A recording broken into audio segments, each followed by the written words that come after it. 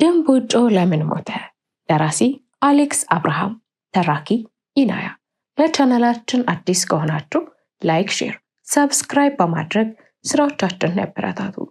እየተከታተላችሁን ስለሆነ ከልብ እናመሰግናለን። አብራችሁን ቆዩ። ሰፈራችን ውስጥ መክበብ ግሮሰሪ የምትባላለች። ማታ ማታ ፀሐይ ሲያቀዘቅዝ ትልልቅ ሰዎች በረንዳዋ ላይ ተሰባስበው እያወሩ ጅን የሚባል መጠጥ ድርፍጭ ባሉ ብርጭቆች የሚጠጡባት፣ በግሮሰሪዋ ሁሉም አይነት መጠጥ ቢኖርም በረንዳ ላይ የሚቀመጡት ሽማግሌና ጎልማሶች ግን ልክ ዕድሜ ቀጥል ይመስል ጅን ብቻ ነው የሚጠጡት። በሯ ላይ በግራ በኩል እንደ ኤሊ ግርፍ ድንጋይ የለበሰ የሚመስል ግንድ ያለው የዘንባባ ዛፍ የግሮሰሪዋ ግርማ ሞገስ ነው። ይህች የዘንባባ ዛፍ ድንጋይ የለበሰ የሚመስል ግንድ ያላት ናት። ለጥቅምት ሰፈራችንን አቋርጠው የሚያልፉ ሁለት ታቦታት ከመለያቸው ፊት የሚቆሙባት የታቦት መቆሚያ ነበረች። ባለቤቱ አበባ መክበብ ይባላሉ። አጭር ሙሉ ፀጉራቸው ነጭ ሽበት የወረሰው ከባድ ሌንስ ያለው መነጽር የሚያደርጉ ሰውዬ ናቸው። አባባ መክበብን ባየኋቸው ቁጥር የሚገርሙኝ ሁለት ነገሮች አሉ። የመጀመሪያው ግርምቴ አፋቸው ውስጥ ምግብ ኖረም አልኖረም በባዶ ያላምጣሉ። አፋቸው አያርፍም፣ ዝም ብሎ ያላምጣል። በፊት ማስቲካ የሚያላምጡ ይመስለኝ ነበር። ታዲያ ትልልቅ ሰዎች ማስቲካ ብዙም ስለማያላምጡ አባባ መክበብ ዘመናዊ ሽማግሌ ይመስሉኝ ነበር። በኋላ ከፍ ስል ግን እንደው ልማድ ሆኖባቸው ነው ሲባል ሰማሁ። ሲያወሩ ሁሉ በየመሃሉ ባዶ አፋቸው እንደሚያላምጥ ሰው እያንቀሳቀሱ አየር ያኝካሉ። ሁል ጊዜ ሙልጭ ተደርጋ የምትላጭ ትንሽ አገጫቸው ላይና ታች ከፍ ዝቅ ስትል ነው የምትውለው። ታዲያ አንዳንዴ ሲልኩኝ ፈልገው ወይም ለሆነ ጉዳይ በባዶ በሚያገኙ አፋቸው አብርሃም ሲሉኝ ስሜን አቆላምጠው የተፉት ይመስለኛል። በዛ ዕድሜ የሚመስለኝ ነገር ይዘው ነበር። ሁለተኛው ከአባባ መክበብ የሚገርመኝ ሱሪያቸው ነው። ሱሪያቸው ከታች እስከ ላይ ይገርመኛል። ከግርጌው እንደ ዣንጥላ ጨርቅ ወደ አንድ በኩል ተጠምዝዞ ይጠቀለልና ካልሲያቸው ውስጥ ይጠቀለላል። በእርግጥ የኔም አባት እንደዛ ያደርጋል። ግን አባባ እንደዛ የሚያደርገው ዝናብ ጥሎ መሬቱ ሲጨቀይ ብቻ ነው። አባባ መክበብ ግን ሁል ጊዜን የሚያጩት ከላይ ደግሞ ጥቁር የቆዳ ቀበታቸው ወገባቸው ላይ ሲሆን ከእምብርታቸው ከፍ ብሎ ከልባቸው ስር እዛ ላይ ነው በትር ተደርጎ የሚታሰረው። ከነተረቱ ሰፈራችን ውስጥ የሆነ ሰው ሱሪውን ከፍ አድርጎ ከታጠቀ ምን ነው እንደ አባባ መክበብ ሱሪህን ደረትህ ላይ ሰቀልከው ይባላል። ሌላም የረሳሁት ሶስተኛ አስገራሚ ነገር አለ። አባባ መክበብ ደንበኞቻቸውን እያስተናገዱ ሁሉም ደንበኞቻቸው በእርሳቸው ዕድሜ ስለሆኑ ከደንበኛ ይልቅ ጓደኞቻቸው ይመስለኛል። ከመኪና ላይ ቢራ እያስወረዱ ወይም ግሮሰሪው በር ላይ በጉርድ የብረት በርሜል የተሞላ ፍሩሽካ ተዘርግፎላቸው የሚበሉትን 3 ሞከት በጎቻቸው እየተመለከቱ የሚሰራት አንዲት ነገር አለች። ከእጃቸው በማትለየው የቀንድ እጀታ ባላት የጢም መጨሻቸው ገደር በደረቱ ጉንጫቸው፣ አገጫቸውና የገጫቸው ስር ይፈገፍጋሉ ሁልጊዜ። እንደውም ሰው ሰላም ሲሉ የጢም መላጫቸውን በቀኝ እጃቸው ስለሚይዙ ለመጨበጥ አይመቻቸውም። እናም እንደ ጨበጧት አይበሉባቸውን አዙረው ሰላም ወደሚሉት ሰው እጅ ይዘረጉና ነካ አድርገው እጃቸውን ይመልሳሉ። ታዲያ የጢም መላጫቸውን የበረንዳዋ መከለያ በረት ላይ ኳኳ አድርገው ያራግፏታል። ድምፁ እስካሁን ጆሮ ላይ አለ። አባባ መክበብ በመንደሩ ሰው በሙሉ ደግ ሰው ናቸው የሚባሉት። ግሮሰሪው በር ላይ ለበጎቻቸው ፍሩሽካ ከሚቀመጥበት ጎራዳ በርሜል ራቅ ብሎ ሰማያዊ የፕላስቲክ በርሜል በውሃ ተሞልቶ ይቀመጣል። በርሜሉ ጋር በረዶ በመሰለች የኤሌክትሪክ ገመድ ጫፏ ተበስቶ የታጠረ ቢጫ ቲማቲም ስዕል ያለባት የመርቲ ጣሳ አለች። በርሜሉና ጣሳው ከድሮ ጀምረው ስለማይነጣጠሉ በኤሌክትሪክ ገመድ አትብት የተያዙ እናትና ልጅ ይመስሉ ነበር። እንግዲህ አላፊ አግዳሚ የኔ ቢጤ ውሃ ከጠማው ከዛ በርሜል በጣሳዋ እየጠቀሰ ይጠጣል። ትንሽ ልጆች እንደነበረን ውሃው የተለየ ነገር ስለሚመስለን እኛም እየተጠበቀን እንጠጣ ነበር። በኋላ ግን ወላጆቻችን ማንም በሚመጣበት እየጠጡ ኮሌራ ሊያመጡብን ነው እያሉ ሲቆጥብ አቆምን። ምንጊዜም የቡሄ በዓል ሲሆን እኛ ሰፈር ልጆች ተሰባስበን አንደኛ የምንሄደው አባባ መክብብ ግሮሰሪ ነበር። ፈንታው ድንቡጮ የሚባል ጓደኛችን አውራጅ ይሆናል። አባባ መክብብ ፈንታውን በጣም ነው የሚወዱት። ጉንጩ ድንብጭ ያለ ስለሆነ ነው መሰለኝ ድንቡጮ እያሉን የሚጠሩት። በዚህ ሰበብ ጓደኛችን ፈንታው ፈገግታው ድንቡጮ ተብለው ቀረ። ግሮሰሪዋ በር የዘንባባው ግንድ ተገን ተደርጎ የተቀመጠ ትልቅ ድንጋይ ካለ ካርቶን ጣል ተደርጎ እንደ ወንበር በመጠቀም ሊስትሮ ይሰራል። ጫማውን የሚያስደርገው ደንበኛ ድንጋይ ላይ ተቀምጦ የዘንባባውን ግንድ ደገፍ ይልና ከድንጋዩ ስር ብሩሹን ይዞ ለሚጠብቀው ፈንታው እግሩን ያቀብለዋል። ታዲያ ያቺ ድንጋይ የፈንታው ድንጋይም ነው የምትባለው። የኛ ሰፈር አክሱም ናት፣ የኛ ሰፈር ላሊበላ፣ የኛ ሰፈር ውቅር የሊስትሮ ወንበር ናት፣ የኛ ሰፈር አፈታሪክም ናት። በድሮ ጊዜ እግዜር ለቅዱስ ድንቡጮ ተገለጠለትና እንዲህ አለው፣ ልጄ ድንቡጮ ሆይ ምድር የእግሬ መርገጫ መሆኑን ሰምተሃል። እንግዲህ እግሬ ምድር ላይ ሲያርፍ የወርቅ ጫማዬን ታገኝ ዘንድ የእግሬን ማረፊያ ድንጋይ በዚህ አስቀምጥ የሚል ራእይ ተገልጦለት ከእንጦጦ ድረስ ይችን ድንጋይ በኤሌክትሪክ መኪና አስጭኖ ወደዚህ ሰፈር አመጣት። ታዲያ የሰፈሩ ልጆች ለቡሄ አበባ መክብብ ግሮሰሪ በር ላይ እንድንሄድና ጭፈራውን እናወርደዋለን። እሳቸውን በጢም መላጫቸው ግራ ቀኝ ጉንጫቸውን በደረቁ እየፈገፈጉና ብረቱ ላይ ኳ አድርገው እያራገፉ ግጥማችንን በጥሞና ያዳምጣሉ። እዛ ማዶ ሆ አንድ ሞተር ሆ፣ እዚህ ማዶ ሆ አንድ ሞተር ሆ፣ የኔ አባባ መክብብ ሆ ባለ ሄሊኮፕተር ሄዶ ወዲያ የምን ሄሊኮፕተር ነው ይሉና ይቆጣሉ። ረስተነው ነው እንጂ አባባ መክብር የጦር መሳሪያ አይወዱም። እንዲያውም መሳሪያ ታጥቆ ወደ ግሮሰሪያቸው የሚሄድ ደንበኛን ያስወጣሉ እየተባለ ይወራል። ታዲያ ይችን አመላቸውን ስለምናውቅ በቁጣቸው አንደነግጥም። ፈንታው ድንቡጮ ወዲያው ግጥሙን ይቀይረዋል። እሳቸውም ወደ ቋጠሩት ጢም ምላጫቸው ተመልሰው አንጋጣው ያገጫቸውን ስር እየፈገፈጉ አይኖቻቸውን ጨረር እንዳይወጋቸው ጨፍነው ይሰሙናል። እዛ ማዶ አንድ አፍንጮ የኔ አባባ መክብብ ባለ ወፍጮ፣ እዛ ማዶ አንድ በሬ የኔ አባባ መክብብ ጀግና ገበሬ። ሃሃ እንደሱን የሚባለው እደጉ እደጉ ድንቡጮ ና ወዲህ ይሉና የጢም መላጫቸውን ወደ ግራ እጃቸው አዘወረው በቀኝ እጃቸው አጭሯን የስራ ጋውን ወደ ቀኝ ገልበው ሱሪያቸው ኪስ ውስጥ እጃቸውን ካስገቡ በኋላ በጣም ብዙ ተዘበራርቆ የተቀመጠ ብር ድፍን የተቀመጠ 50 ብርና ኖቶች የሚበዙበት ዘግነው ያወጣሉ። ከዘግኑ መሃል መርጠው ድፍን 5 ብር ከላዩ በኋላ ይህ ድርጊታቸው ቀልባቸውን ስለሚወደው ጭፈራችን ይቀዝቀዝ ይላል። ሌላውን ብር ወደ ኪሳቸው መልሰው ሲያበቁ ብሩ ላይ ትፍ ብለው ድንቡጮ ግንባር ላይ ይለጥፉታል። እንደውም ግንባሩ ለሽልማት ይመቻል። እኛም ሞቅ አድርገን ጭፈራውን በአዲስ ጉልበት ምርቃቱንም ለየት ባለ ፍቅር እናሽጎደጉደዋለን። የመንበክበብን ቤት ደገምና አመት ድገምና አመት ወርቅ ይሰስበት።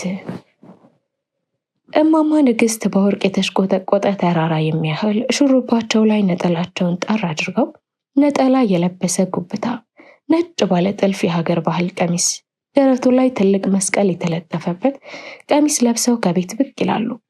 ባዷቸውን አይደለም፣ ጋሻ የሚያክል ከስፖንጅ ፍራሽ ላይ የተቆረጠ ትልቅ ቁራጭ ስፖንጅ የመሰለ ድፎ ከፍ አድርገው ይዘው በዜማቸውን እየተውረገረጉ ዳቦን እንደ ዋንጫ ከፍ አድርገው ያስጨፈሩት ከሚፍለቀለቀው ፈገግታቸው ጋር ብቅ ይላሉ። አቤት ደስታችን!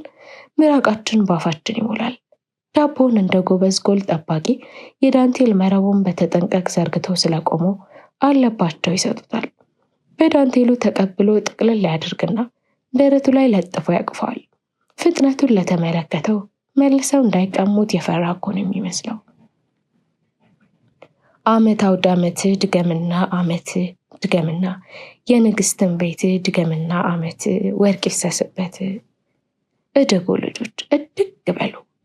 ወርቅ ይፍሰስበት ማለት ትልቅ በረከት ነው። ከወርቅ በላይ ምን አለ? ብዙ ተባዙ፣ ቁም ነገር ያብቃችሁ። አቡነ አረጋዊ ጭንቅላታቸውን ይክፈተውና ትምህርት ይግባችሁ ብለው ይመርቁናል። አፋቸው ይጣፍጣል። እማማ ንግስት ኤርትራዊ ናቸው። ታዲያ በአማርኛ ሲያወሩ አንደበታቸው አይጠገብም። ጥርስ የሚያስከድኑ ተጫዋች ናቸው። ሲቆጡም በዚያው ልክ ነው ይባላል። ሲቆጡ አይተናቸው አናውቅም። አባባ መክብብ ታዲያ ሚስታቸውን ሲወዷቸው ልክ የላቸውም። አንድ ቀን ኢትዮ ንግስት ታመሙ። የደም ግፊት የሚባል ነገር ነው አሉ። አምቡላንስ ተጠርቶ ጎረቤት ሁሉ ሲሯራጥ መክብብ እንደ ሕፃን ልጅ በሁለት እጆቻቸው ጭንቅላታቸውን ይዘው ስቅስቅ ብለው ሲያለቅሱ ሲጮሁ አይቻቸዋለሁ። ሰው ሁሉ እያባበላቸው ኢትዮ ንግስት እናቴ፣ እህቴ፣ ጓደኛዬ ሜዳ ላይ እኔን ጥለሽኝ እያሉ ባልና ሚስቱ አንዲት ልጅ አለቻቸው፣ ሀደጋ የምትባል ፈረንጅ አግብታ ውጭ ሀገር ነው የምትኖረው። በየ3 ዓመቱ እናትና አባቷን ልትጠይቅ ስትመጣ ከታች ሰፈር ጀምሮ እስከ ላይ ሰፈር ድረስ ሁሉም ቤት እየገባች ጎረቤቱን ሁሉ ትስምና 50 ብር ትሰጣለች። ለትልልቅ ሰዎች ብቻ ነው የምትሰጠው። ከኛ መካከል የ50 ብር ዕጣ የሚወድቅለት ፈንታው ድንቡጮ ብቻ ነው። የፈንታው እናት ምስኪን ናት። በሽተኛ ስለሆነች ካልጋ ላይ አትነሳም። ፈንታው አባባ መክብብ ግሮሰሪ በረንዳ ስር ጫማ እየጠረገና እየተላላከ ነው እናቱን የሚያስታምመው። አባቱ በደርግ ጊዜ ዘምተው ይሙት ይትረፍ ሳይታወቅ በዛው ገልጦ ቀርቷል። ያው የአደጋ 50 ብር ፈንታው ድንቡጮን የሚያካትተው ለዚህ ሳይሆን አይቀርም። አንድ ቀን ታዲያ በየስፖርት ትጥቅ ለመግዛት ከመንደርተኛው ሳንቲም እንለምናለን። በአጋጣሚ ፊት ለፊታችን አደጋ አሻንጉሊት የመሰለ ልጇን በደረት አቅፋ ስትመጣ ተገጣጠምን። ሌላውም መንደርተኛ ሳንቲም ውለድ እያልን ምናስቆመውኛ አደጋ ለምን እንደፈራናት እንጃ፣ ብቻ ገለል ብለን አሳለፍናት። በቀጣዩ ቀን ታዲያ አስጠራችንና እንኳን በእውናችን በህልማችንም አስበነው የማናውቀውን የስፖርት ጥቅ ከነኳሱ ገዛችልን። አቤት እንዴት እንደተደሰተ!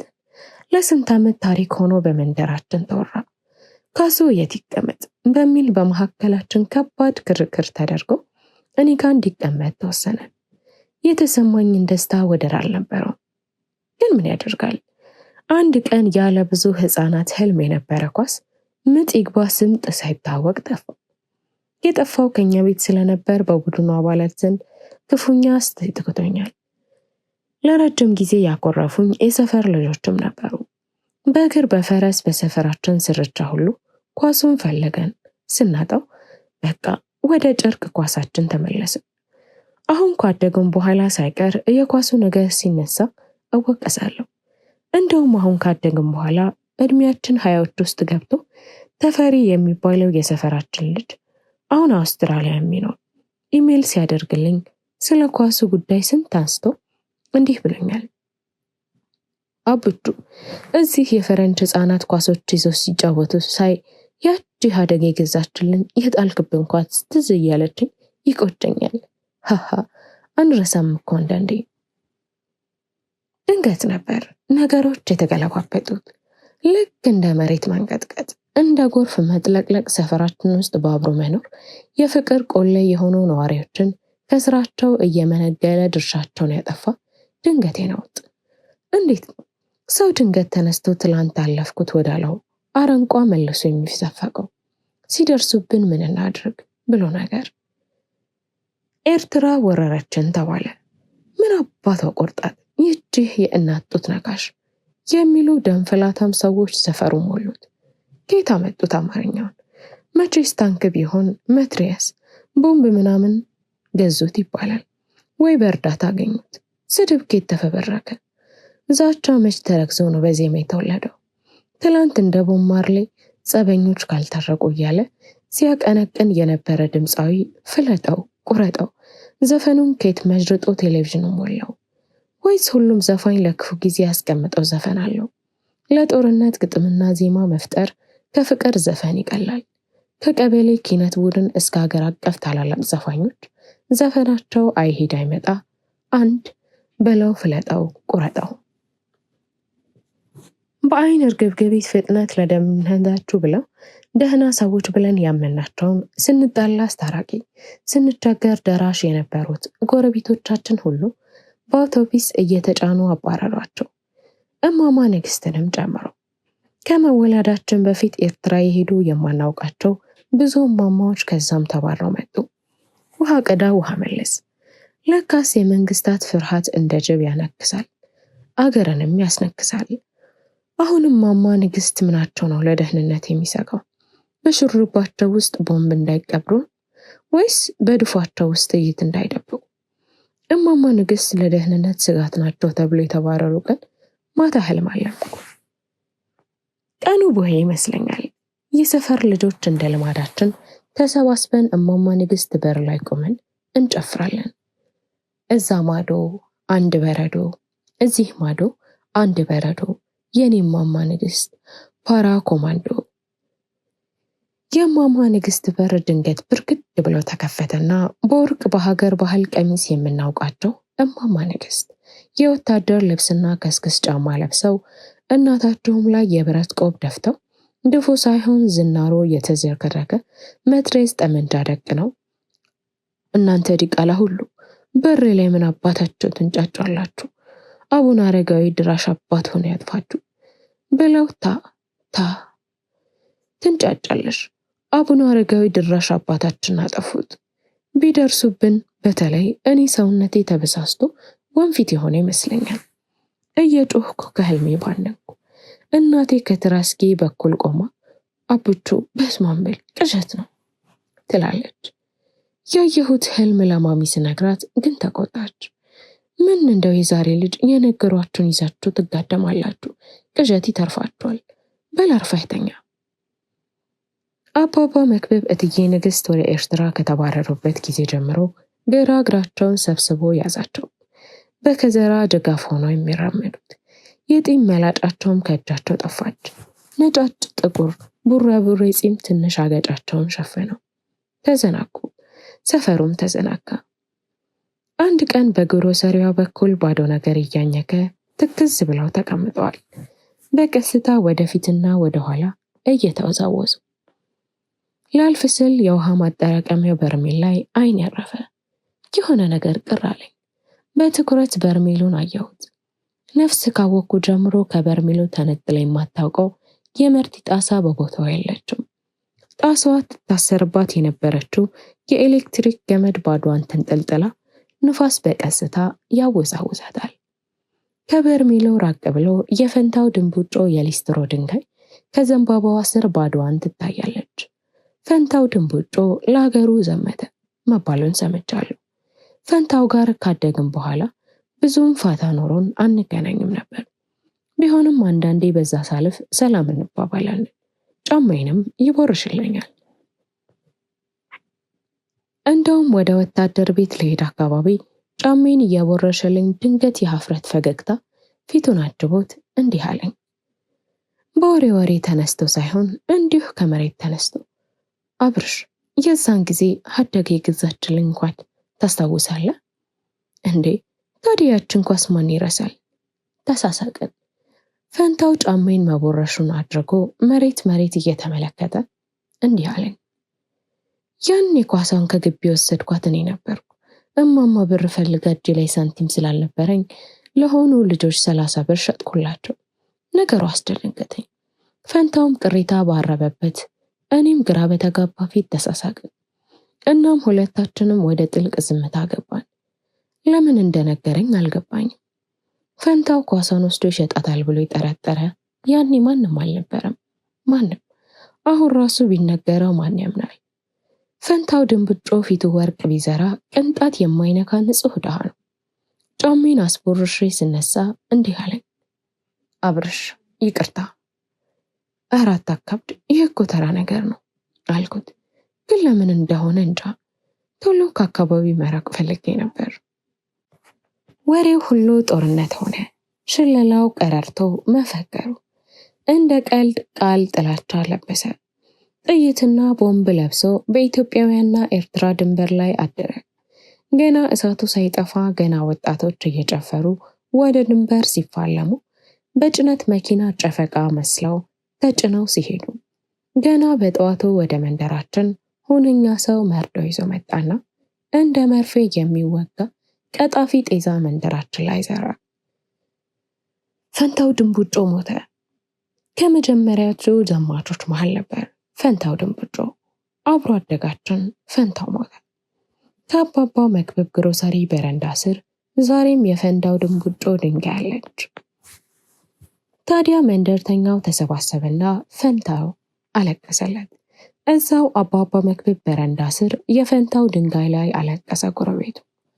አባባ መክብብ ከዘራቸው አገጫቸው ስር አስደግፈው ግራ ቀኝ እየተወዛወዙ እንጉርጉሮ የመሰለ ዜማ ያወጣሉ።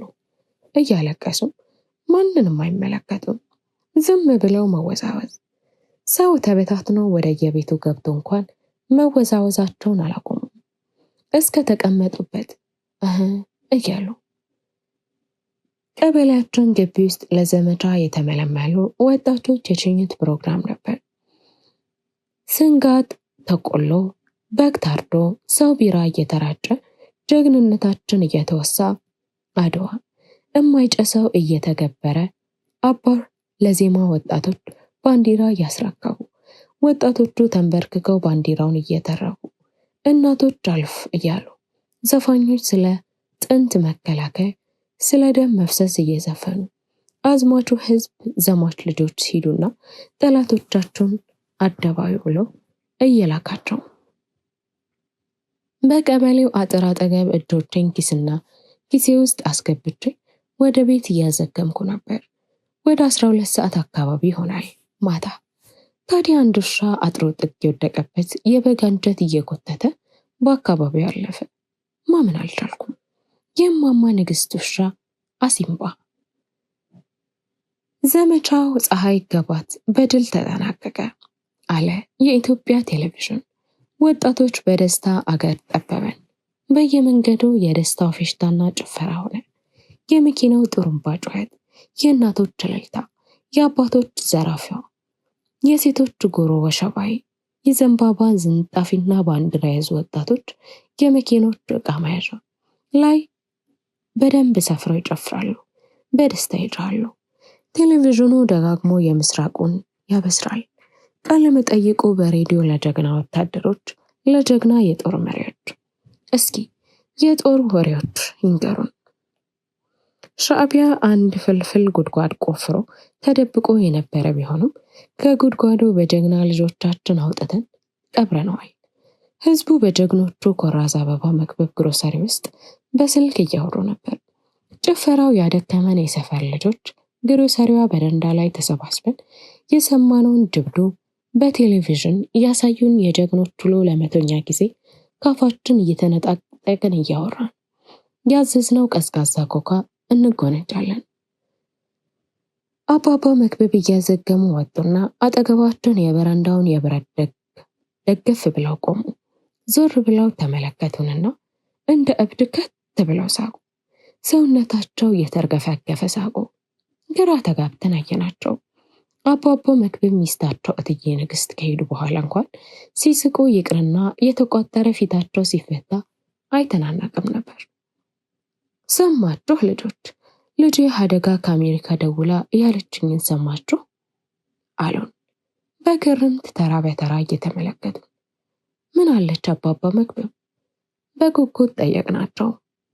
አሁን እናቷ ጋር ኤርትራ ደውላ አናግራት እኔንም ሰላም ልትል ነበር የደወለችው። ከት ብለው ሳቁ። አእምሯቸው የተናጋ መስሎን ፈራን።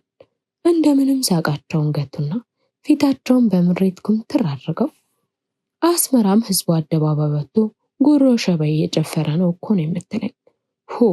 ይህች ሀገር እንዴት ካሴት ሆነች? በዚህም ዘፈን ስትገለበጥም ዘፈን። ታዲያ ለድንቡጮ ማን ያልቅስ እኮ? ድንቡጮ ስለምን ሞተ? ብለው አንድ በአንድ ተመለከቱ።